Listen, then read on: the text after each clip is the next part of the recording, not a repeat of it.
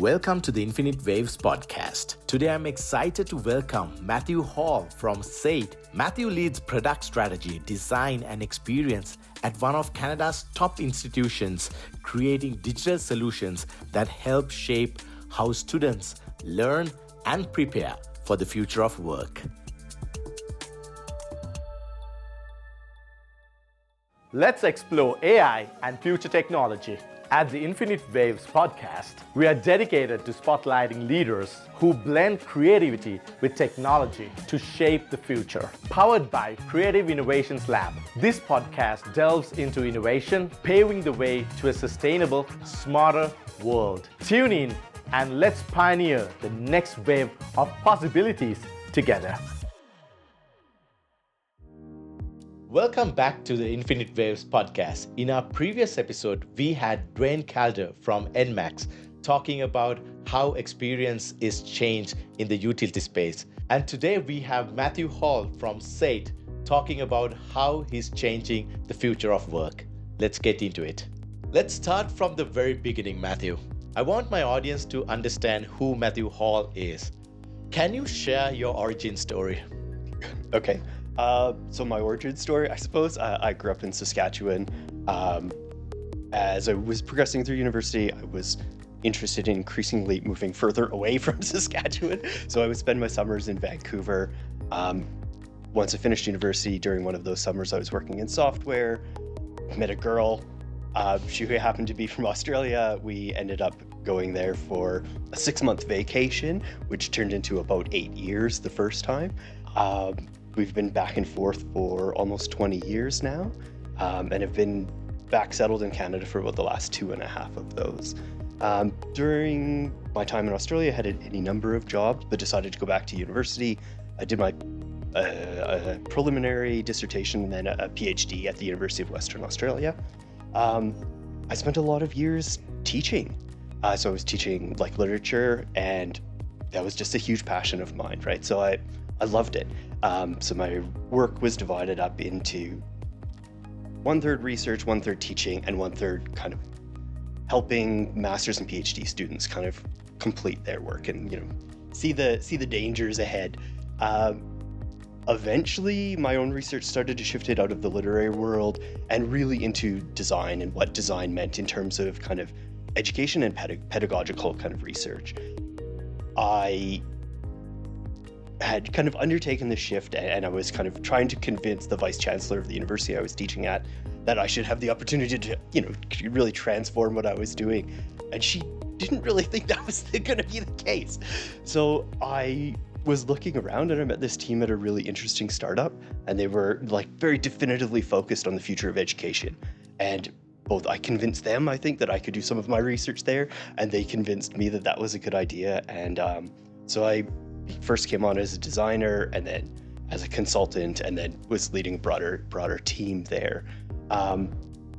After that experience and working with universities basically around the world, I joined the SAIT team. So I lead the product strategy team there. I've got a team of, I think, 12 or 13 of just absolutely exceptional product managers. And we have about 650-ish products and services. Wow. Across a huge range of verticals. So everything from health to business to leadership to AI. Wow, that's amazing. I'm pretty sure one thing that my audience would be curious about is you mentioned a girl that you traveled to with Australia. What happened to that? Well, we're still together after many, many moons. We have 3 kids, all of whom were born in Australia at various trips. Congratulations. And are all here in Calgary now. Awesome. You mentioned that your journey started in education and teaching, and then right now you're no longer directly teaching in a traditional classroom, but you are still teaching as a coach, as a soccer coach. How did that transition happen? It's one of those things. Once you're involved in your children's lives, you get roped into things that you shouldn't be getting roped into, and As you know, I think I've coached for a number of years. Both my son's team, both my older son and daughter play at quite competitive levels of soccer. So I was the assistant coach of my son's team for a couple of years, and then the last few seasons I've been coaching on my daughter's team. So just to give a little bit of shout out, between 12 and 18, female soccer players lose 50% of players every year. So it's a huge, there's huge demand for a supportive environment, getting more female coaches involved to kind of really continue to up those numbers. Okay, no, that's amazing. You're helping your daughter's team. You mentioned a very interesting journey, how you changed from education, academic, into design and product development. Who or what was your biggest inspiration to go through that journey? That's a really tricky question, but a really good one, Russell. Look, I think I've always been someone who's pursued the new. I get inspired by an idea and try and go as deep as I could on it. And that naturally leads you in different directions. This gets into something I wanted to talk about later, but that notion of adaptability. How do we build adaptable careers? How do we build an adaptable skill set that we can apply in multiple different areas to pursue those passions as they come up? And I think that's really something which was nurtured in me at a number of roles, but having exceptional bosses who believe in you and say, you can do this, you got this, go give it a try. And I think part and parcel of anyone's success is having those people who will champion you. You mentioned a number of bosses that kind of mentored you a little bit. What kind of mentorship would you advise for leaders right now to follow the path that you're in? Advice, as a leader, I think it's your job to believe in the people on your team more than maybe they believe in themselves, and to see around the corners that they can't see around yet, to see the the bumps in the road that are coming, and to prepare them for those. It's not your job to keep them on your team forever. It's your job to see them succeed in the long run. And I think preparing them to be adaptable, to have a growth mindset, and just to be capable of learning. I think that's the fundamental kind of focus of what my role is. And look, I'm really blessed to have just an exceptional team, which I hope stick around, but also I'm going to, absolutely celebrate when they go on and, lead their own teams. And I hope to, have provided a little tiny bit of an example of how they can do that. Yeah. When you hear the words education, innovation, and pedagogy, what comes to your mind? Look, I think the future of work and the future of education are changing at such a fundamentally incredible rate right now. It's absolutely exciting. I don't think you can do one without the other. I think the ed tech push of let's just throw AI in everything and we can technologize every classroom. You can't do that without the pedagogical expertise. So that is the science behind how we learn and how we teach people to learn. And I think one without the other is going to fall apart. And we've seen the failure rate in the ed tech space and ed tech worlds is astronomically high, even compared to normal startups. So I think having pedagogical experience, having that kind of knowledge and mastery in those domains is fundamental to how we design courses, how do we design outcomes for our learners, but also how do we set that experience up. Right, there's a big sign on my wall that says the student experience is the product.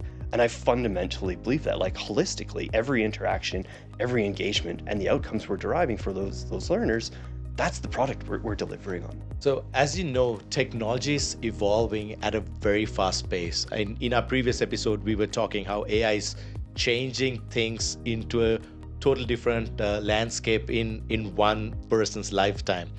And that's happening in the education space as well. And how people learn, how people adapt have been changing enormously.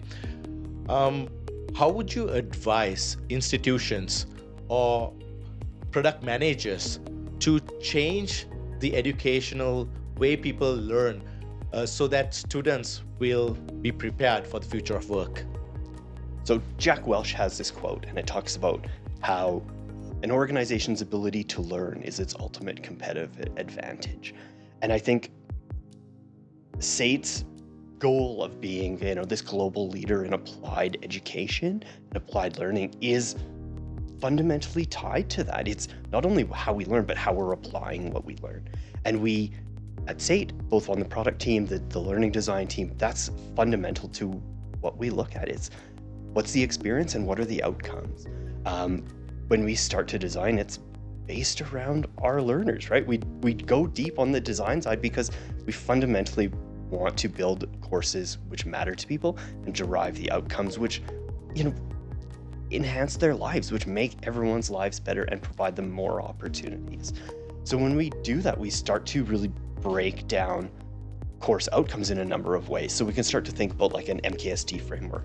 So what's the mindset, knowledge set, skill set, and tool set that we can engender within these courses so that even if the tools change, you still have the skills and the ability to learn something new and apply it in that field, or to update kind of your processes and adapt as you go.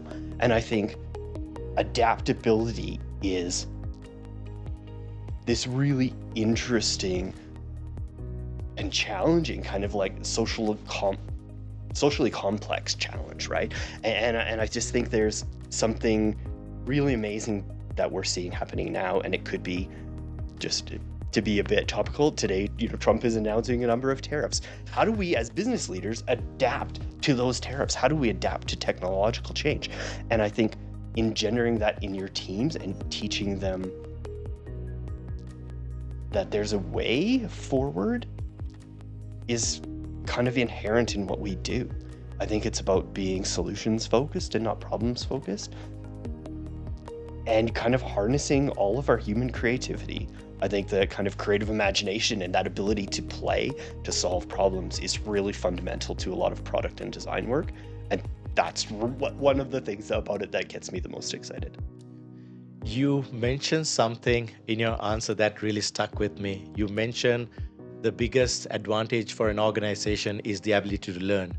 Can you elaborate a little bit more about it? Why I'm asking is because the organization right now, Creative Innovations Lab, is exactly following that, and it's the mantra that we all believe in.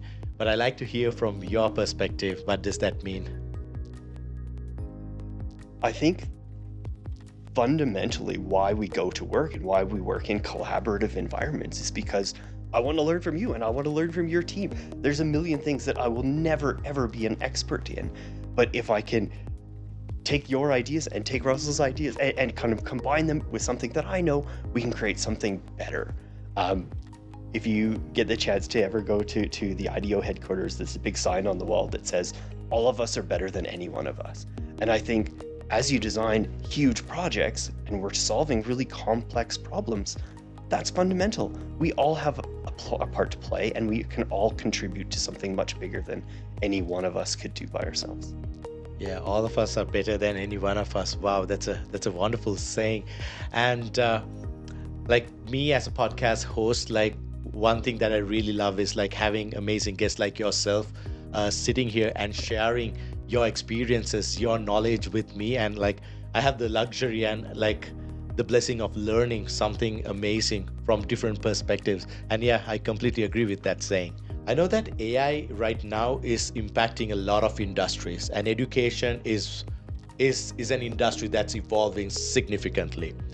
What kind of changes would you, Matthew Hall, would like to see change in your industry with AI or future technology? Okay, I might just preface this with a bit of context. So today in the Alberta environment, I think 11% of businesses are engaging with AI in a meaningful way. And in comparison, in Europe, that's about 70%. And in Asia, it's another step higher as well. So in many ways, we've held on to traditions maybe a little bit more than we should here in Alberta and in the ecosystem in general, right? So I think education has a role to play in enabling people. There is the efficiency part that I think all large organizations can utilize AI to operationalize things and be more efficient, right? Get to those outcomes sooner so that we can then focus our time on actually delivering value for people.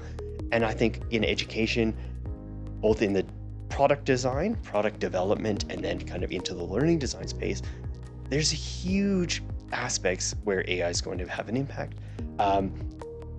When you're doing market research, where you're kind of coming up with creative concepts, when you're trying to test things in the market, how do we start to do that at scale and speed? On the design side, how do we build something which delivers on the promise of personalized learning? How do we deliver AI tutors which can follow learners through their journey at a learning institution, at a university, and kind of see them succeed? How do we, and we had this conversation the other day very quickly, Russell, how do we not only ensure that they have support when they're having trouble, but how do we harness their strengths? How do we play to their strengths? And how do we kind of help them use that to their advantage? And I think where AI can kind of lean into their creativity, lean into their strengths, that's where you're going to see people really deliver on the best of them, and not just kind of deliver rote answers, which is education that's been in place for 150 years.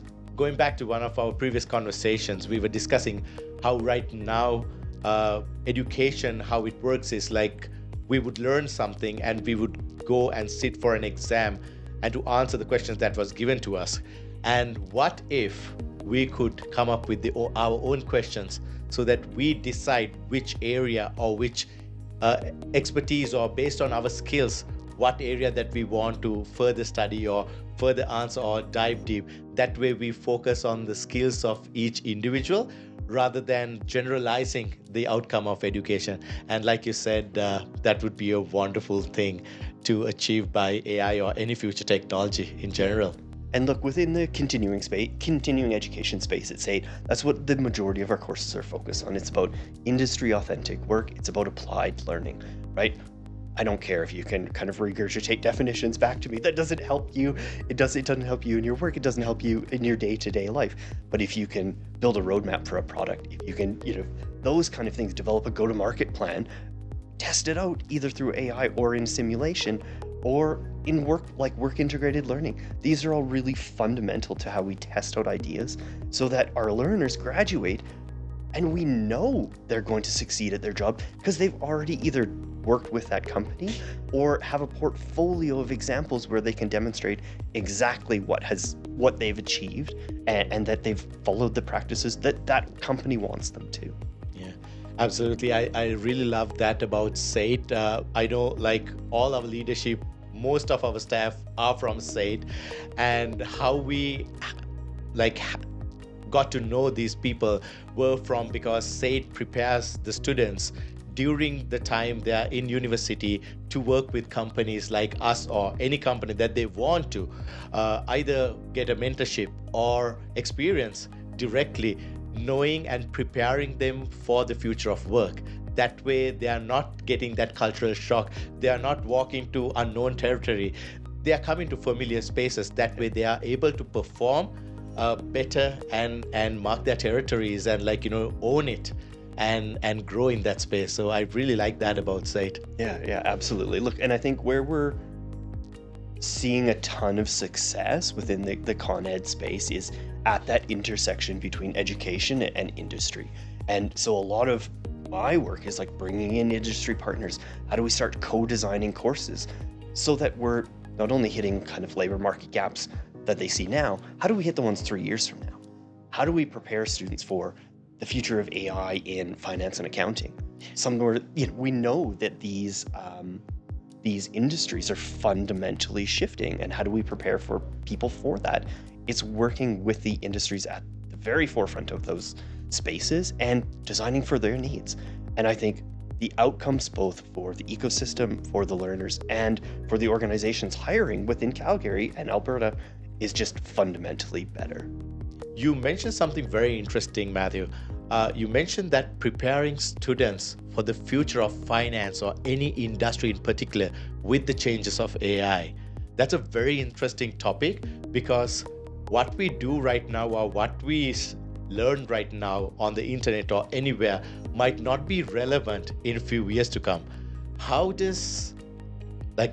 you tackle that challenge, and how do you create that product or build that experience for students to prepare them? Okay. as I mentioned before, so really focus on that mindset, knowledge set, skill set, tool set, that the tool, we want to approach tools agnostically, right? This is the tool we'll use to solve the problem today, but tomorrow the tool may be radically different. And it really is in that mindset and that kind of ability to adapt at pace that's going to lead you to be successful.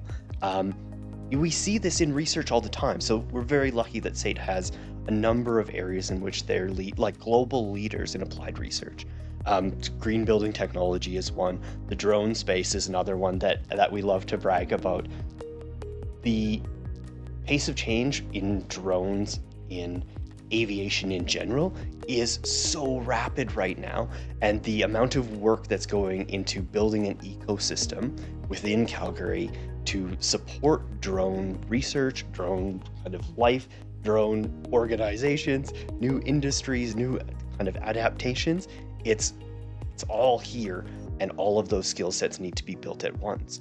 Right, so we need drone pilots, we need drone maintenance, people to do drone maintenance, we need people who know about kind of informatics, we need kind of people who can read data that, let's say you fly a drone over an old oil field to check for emissions. Who reads that data? How do you interpret that data? What does the data viz process look like? What about data storytelling out of that, right? And then let's say a drone goes down and, breaks apart. Who's building that locally? Do we have to import all of that? So we're building an entire ecosystem around this one opportunity. And Wade at the Drone Research Center is leading a huge range of projects, which are just, you'll have to have him on as a guest, but it's exceptionally interesting, and it's really, I think, a brilliant opportunity to build out a whole new industry within Alberta and within Calgary. Yeah, that's wonderful. I don't know if our audience knows that SAIT has one of the largest drone research facilities in Canada. And being an Albertan, I'm very proud to say that all the time.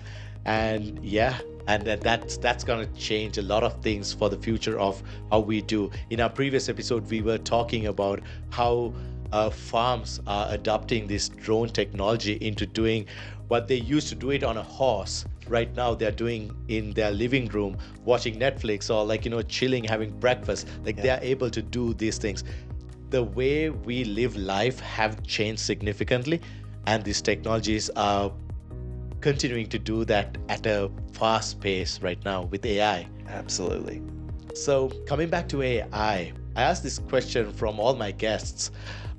If Matthew Hall was given a magic wand and asked to solve one challenge with AI or future technology or any technology, what would that challenge be and why?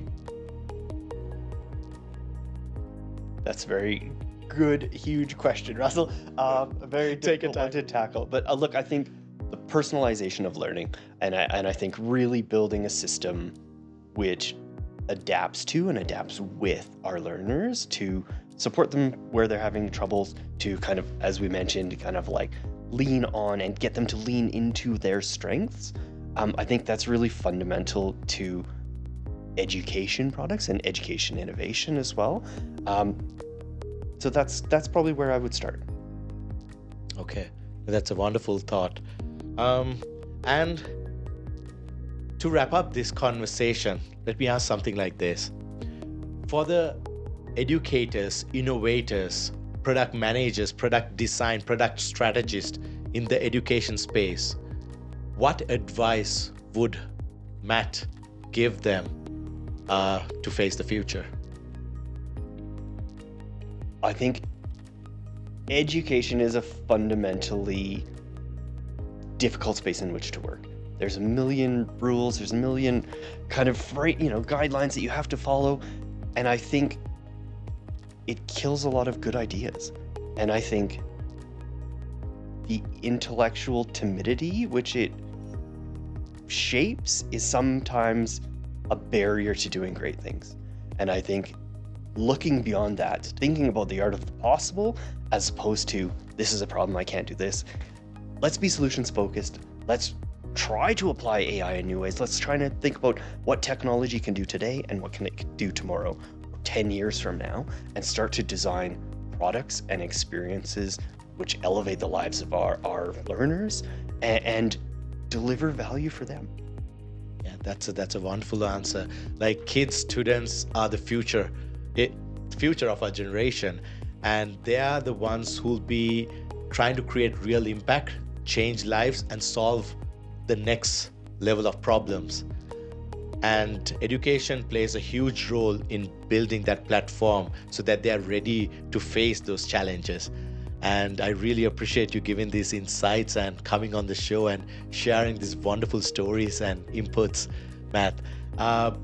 Before you go, can you tell our audience how they could connect with you? So if you want to reach out to me, I'm at matthew.hall@sait.ca, or probably easier is on LinkedIn. You should be able to find me relatively easy there. Thank you very much, Matthew, for being on the show and sharing these wonderful insights. And with that, we are going to wrap up this episode of Infinite Waves. So stay tuned and we'll see you on the next wave.